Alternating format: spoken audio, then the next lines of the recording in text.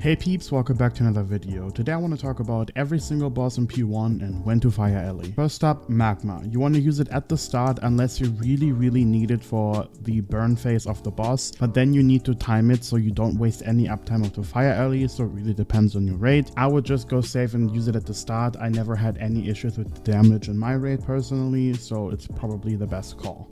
Now for Omnitron. This boss is a little more complicated because there's so many mini bosses, but basically you can use fire ELE on any boss in that specific fight. For Magmatron specifically, he's the highest risk to wipe you.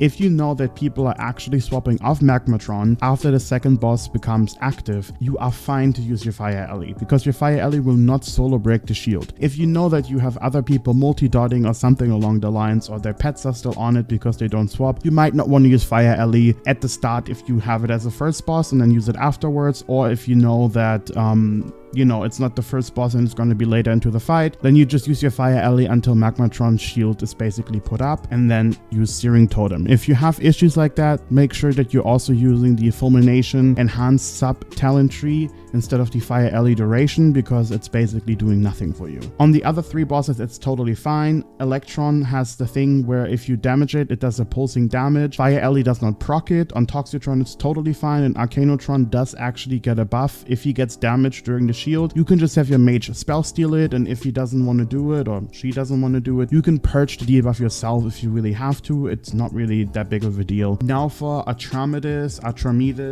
the flying dragon that has gongs. That specific encounter, you want to use it at the start with procs. You have no issues whatsoever. Sure, if the boss is flying, the ELEs are not going to attack it unless it's the fire ELE with Fire Blast, but once it comes back down, it will be going back to attacking it, so there's basically no issues whatsoever.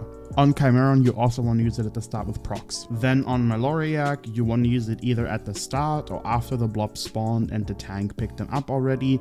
The reason simply is that fire ELE might take aggro upon them spawning because it's like fire novering or anything like that, and then the fire ELE gets clapped and dies. You have to also keep in mind that when the blobs are running around and everything is happening, that there are pools spawning on the ground that fire ELE is taking damage from, so it can die to random things. You can either focus it yourself and then throw it a healer to, or ask a healer to do it. Unfortunately, there is no way to distinguish between fire ELE, so if you have multiple ELE shamans, a resto shaman using it, or even an enhanced shaman for the cleave, there's no easy way for someone else to know which one is yours. Since you know when you spawn your fire ELE, you can easily see it for yourself and then put it on focus and heal it. For Nefarian's end, I see most ELE shamans actually just ripping it off pull with procs. That totally works out if you are tickling down Oni a little bit while also focusing on Nefarian's damage. That being said, the fight is super awkward for the ELE uptime. I've noticed that the fire ELE, if you use it while you're killing the ad upon the platform thingy, that after the ad is dead and the lava goes away, the fire ELEs are going onto the boss Nefarian. Obviously at that point that is going down, and they do teleport or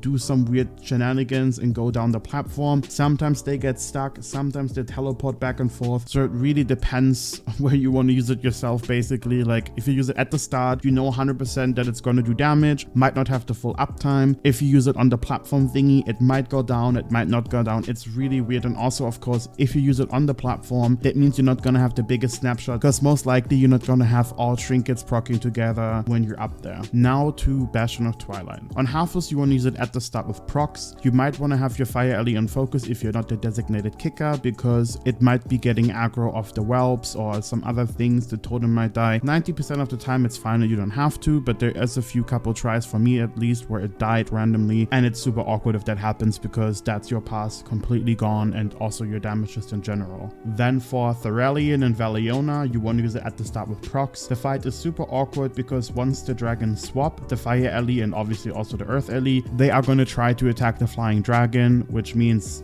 basically you're just wasting your ELE uptime. It is so awkward that it's not even worth to run the extended duration for your fire ELE and earth ELE. With the rest of sub spec, you might as well just go Fulmination Enhanced sub spec and get a little bit more damage out of that. Please Blizzard, I'm telling you, we need something for fire ELE. If it's on a pet bar, at least make it focus your flame shock. I know it can be a little awkward on multi-target fights. Maybe have it be flame shock plus lava burst. I honestly don't know, like something has to change change because it is really awkward on a lot of fights. Now we're talking about another awkward fight, the Ascendant Council. You want to use both ELEs at the start with the procs because both ELEs benefit from Glaciate and Burning Spite, which basically gives them a little bit more extra damage when clapping the bosses. Most of the time it's going to be Glaciate. They will try to focus the bosses once they teleport up. The Fire ELE does not Fire Blast the bosses upstairs. I've looked in my VOD and it's out of range. It's just literally sitting there. So I will place it for steering after that happens. On most pulls, my Fire ELE had about 1 minute 15 left of uptime. So depending on how fast you phase, it might not even be worth to go the ELE duration spec, which is the Resto Shaman sub-spec,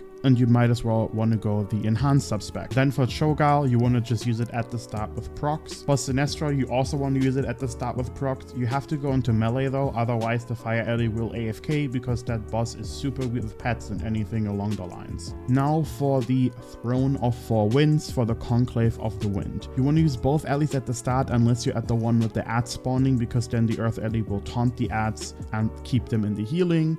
The Earth ELE does not taunt bosses, just ads. So on fights where there's ads that need to be kited, you do not want to use your Earth ELE obviously, because that's going to be super troll. So on fights, as an example, like Maloriak, you don't want to use it because the ads need to be kited. On, as an example, Halfus, it's completely fine because you want to keep the little whelplings close by anyway to cleave them down, and your Fire ELE and Earth ELE are totally fine doing that together. Another thing you can do on Conclave is you can, whenever you jump over to the middle boss, the ice boss, you can actually put down your Earth ELE and then jump back to the original platform. It should not despawn, especially if you try to be close to somewhat the jumping over part, obviously still in range of the boss. Then your Earth ELE will just clap the other boss in the meantime and you get some free DPS out of it. Then for Alakia, you want to use your Fire ELE at the start because once you fly up in the air, Fire ELE is basically just useless. This is it. This is the video of when to Fire ELE at every single specific boss in P1. I really hope this helped you a little bit. If you have anything to add, put it in the comments. I would really appreciate a like and a sub, and of course any comment to boost the algorithm. I shall see you in the next video.